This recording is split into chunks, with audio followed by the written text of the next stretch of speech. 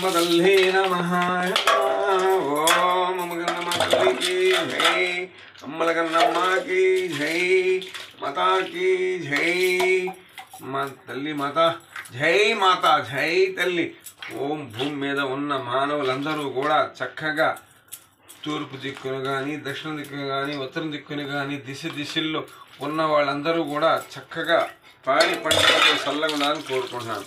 జై తల్లి జై మాత ఓం భగవతే నమః.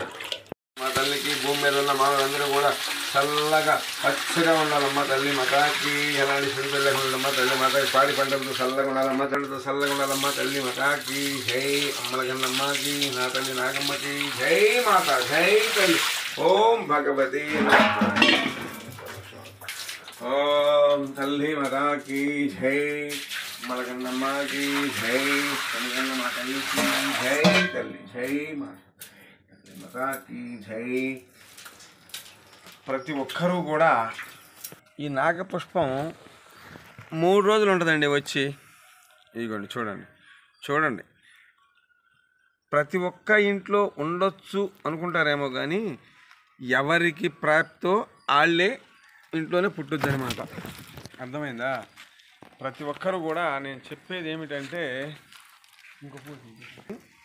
జంట వస్తాయి అనమాట. ఇదిగోండి ఇంకోటి వస్తుంది, మళ్ళీ 3 రోజులు ఉంటుంది అనమాట. ఇవాళ ఇచ్చింది అనమాట. ఇది చూడండి ప్రతి ఒక్కరు కూడా మీ కుటుంబాలు బాగా ఉంటాయి.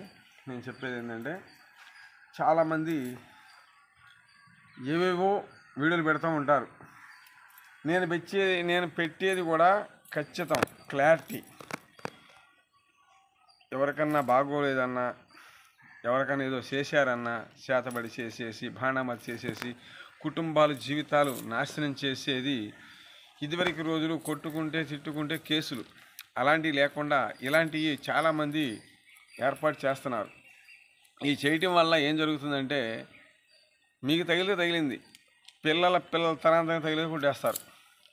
6 సంవత్సరాలు కొట్టచ్చు, సంవత్సరాన్ని కొట్టచ్చు, 3 సంవత్సరాలు కొట్టచ్చు. ఇక జీవితం మీ మీద పగబట్టడానికి వాడు చేస్తూనే ఉంటాడు. ఎందుకంటే మీరు నాశనం కావడానికి వాడికి కావాలి. అలాగే మీరు ప్రతి ఒక్కరూ కూడా అందరితో మంచిగా ఉండండి. అర్థమైందా? నేను ఇవాళ డబ్బు సంపాదించానని చెప్పి నువ్వు విర్రవీకి మీసాలు మెలేసావనుకోండి, అది ఆ పక్కవాడికి నచ్చదు. బాయ్ అంటే బాయ్ అన్నట్టు ఉండాలి. అంతేగాని వివాదాలు పెట్టుకున్నారనుకోండి, మనం ఏముందండి బతికేది 4 కాలాలు.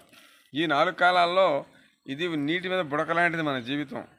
ఎక్కడ సస్తామో తెలియదు, ఎక్కడ దిక్కులేని సాగు సస్తారో కూడా తెలియదు. చాలామంది చూస్తాను అలాంటి వాళ్ళని, తెలుసా? నేను వాహనం మీద వెళ్తూ ఉంటాను కదా, ఎంతోమంది చూస్తాను ఆ దిక్కులేని సాగు వచ్చేవాళ్ళు.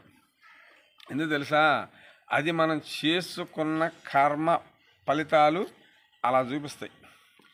అదే మనం ఎవరికి అన్యాయం చేయలేదు అనుకోండి, ఇంట్లోనే మనవరాళ్ళ దగ్గర మనవాళ్ళ దగ్గర అత్తాకోళ్ళు అందరూ కూడా కలిసి ఉండాలనుకోండి, ఇంట్లోనే అలా జవం వెళ్ళిపోద్ది. మన జీవి అలా వెళ్ళిపోతానికి అవకాశాలు ఉంటాయి. అంతేగాని విక్రసాలు పెట్టుకొని చూసారా తల్లిదండ్రులు ఎక్కడ రోడ్డు మొదలు పెడుతున్నారు. ఎందుకంటే వాళ్ళు చేసిన కర్మది. అలాంటిది రాకుండా మేమందరం చల్లగా ఉండాలి నాయన అని చక్కగా పూజ చేసుకోండి. అలాగే నేనేంటంటే నువ్వు ఎందుకు స్వామి ఇంత విధిగా పెడతావని అడిగినా కూడా నేను చెప్పగలను. ఎందుకు తెలుసా?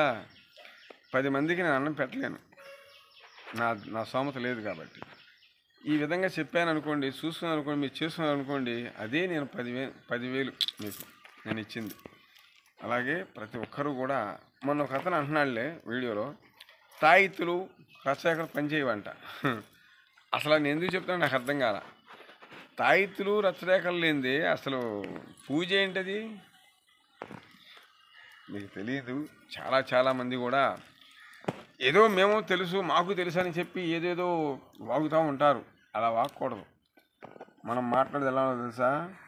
చెప్పామంటే మన వీడియో చూసే వాళ్ళకి అమ్మయ్య అనుకోవాలి. పొన్నూరు అవతల నుంచి ఒక అతను వచ్చాడు, నా వీడియో చూసి చాలా చక్కగా చెప్పారన్నాడు. చాలు నాకు అది అంతవరకే. అలాగే నా స్పాన్సర్లు ఉన్నారు, చాలామంది ఉన్నారు. మీరు కూడా మీ కుటుంబాలు చల్లగా ఉండాలని కోరుకుంటున్నాను. చక్కగా మీ పేర్లు మీ అడ్రస్ పెట్టి నాకు వాట్సాప్ పెట్టారనుకోండి, మీ పేరు మీద అభిషేకం చేసి మీకు వీడియో పెడతాను. అలాగే మీరు చల్లగా ఉండాలని కోరుకుంటున్నాను. జై నాగు, జై తల్లి.